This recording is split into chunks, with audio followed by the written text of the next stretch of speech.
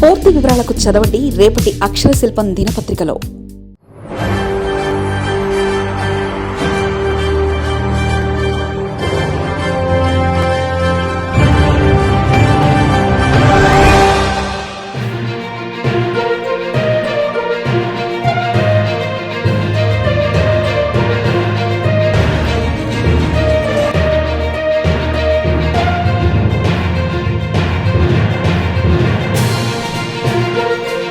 మొత్తం మీద కార్పొరేటర్లకు ఋషికొండ ప్యాలెస్ భవనాల వినియోగంపై తుది కసరత్తు. విశాఖలో భేటీ అయిన కేబినెట్ సబ్ కమిటీకి సరికొత్త సవాలు. సిఆర్జెడ్ చిక్కులు, సీఎంతో భేటీ తర్వాత కేబినెట్ నిర్ణయమే తెరవాయి. అనుకున్నదే జరుగుతుంది. మొత్తానికి ఋషికొండ భవనాలను, ఋషికొండ ప్యాలెస్ ని జగన్మోహన్ రెడ్డి ఎంత అపురూపంగా కట్టారో అంతే అపురూపంగా కార్పొరేటర్లకు అప్పగించే పనిలో కూటమి ప్రభుత్వం బిజీగా ఉంది. దాదాపు 2 నెలల నుంచి, అంటే అధికారంలోకి వచ్చిన తర్వాత నుంచి ఏపీ ప్రభుత్వం దీనిపై కసరత్తులు చేస్తూనే ఉంది. ప్రజల నుండి అభిప్రాయాలు, ఇతరత్ర ప్రశ్నల సేకరణ రకరకాలుగా అందరి నుంచి అడుగుతూనే ఉంది.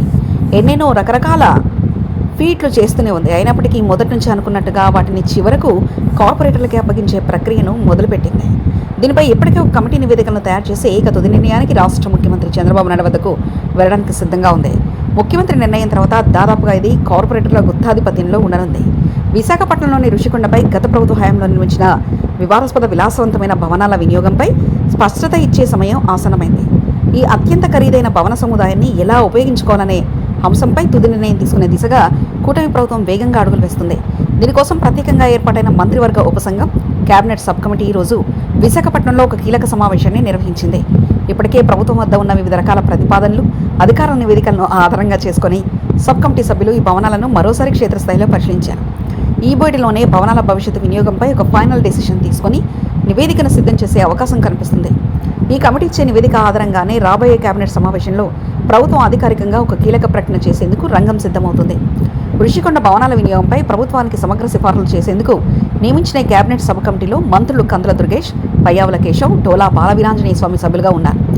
గత కొంతకాలంగా ఈ భవనాలపై భిన్న రకాలైన ప్రతిపాదనలు ప్రభుత్వానికి అందాయి. మొదట ఈ భవనాలను పర్యాటక రంగ అభివృద్ధిలో భాగంగా ప్రముఖ అంతర్జాతీయ హోటల్స్ గ్రూప్స్కి అప్పగించి ఆధిపత్య రంగానికి ఉపయోగించాలనే అంశంపై ప్రభుత్వం తీవ్ర కసరత్తు చేసింది. అందుకోసం ఆంధ్రప్రదేశ్ పర్యాటక అభివృద్ధి సంస్థ ద్వారా నిర్వహణ టెండర్లను కూడా ఆహ్వానించింది. ప్రభుత్వ పిలుపుతో తాజ్ గ్రూప్ విశాఖపట్నంలో ఇప్పటికే బేపాకును నిర్వహిస్తున్న ఫెమా గ్రూప్, అట్మాస్ఫియర్ కోర్ వంటి ప్రతిష్టాత్మక అంతర్జాతీయ సంస్థలు బిడ్లు వేసి ముందుకొచ్చాయి. అయితే ఈ భవనాలు ప్రస్తుతం ఉన్న రూపంలో ఆదిత్య రంగానికి పూర్తి స్థాయిలో అనువుగా లేవని సదరు అంతర్జాతీయ హోటల్స్ గ్రూప్ స్పష్టం చేసినట్లు తెలుస్తుంది. హోటల్ నిబంధనల ప్రకారం భవన నిర్మాణాల్లో చాలా మార్పులు చేయాల్సి ఉంటుందని, లేదా మరికొన్ని కొత్త నిర్మాణాలకు అనుమతులు ఇవ్వాలని ఆయా సంస్థలు కోరడంతో ఈ వ్యవహారం కొత్త మలుపు తిరిగింది. ఋషికొండపై వైసీపీ ప్రభుత్వ హయాంలో దాదాపు 453 కోట్ల రూపాయల భారీ ప్రజాధనంతో పర్యాటక శాఖ ఈ ప్యాలెస్ను నిర్మించింది. ఈ భవనాలను వృధాగా ఉంచకుండా వీలైనంత త్వరగా ప్రజా అవసరాలకు లేదా ఆదాయం వచ్చే మార్గాల్లో వినియోగంలోకి తేవాలని ముఖ్యమంత్రి చంద్రబాబు నాయుడు భావిస్తున్నారు.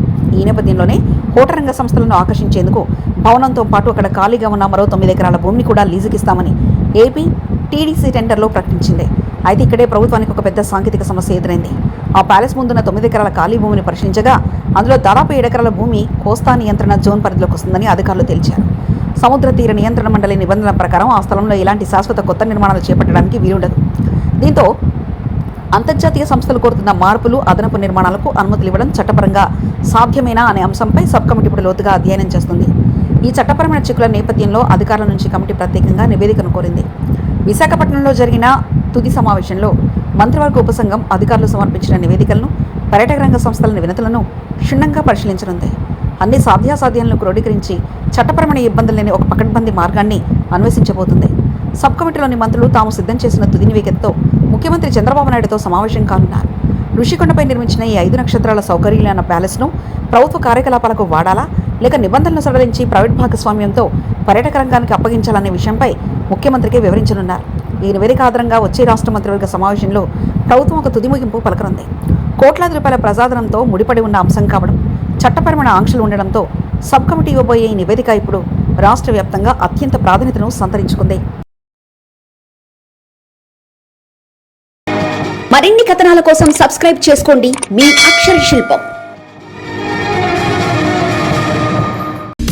పూర్తి వివరాలకు చదవండి రేపటి అక్షర శిల్పం దినపత్రికలో.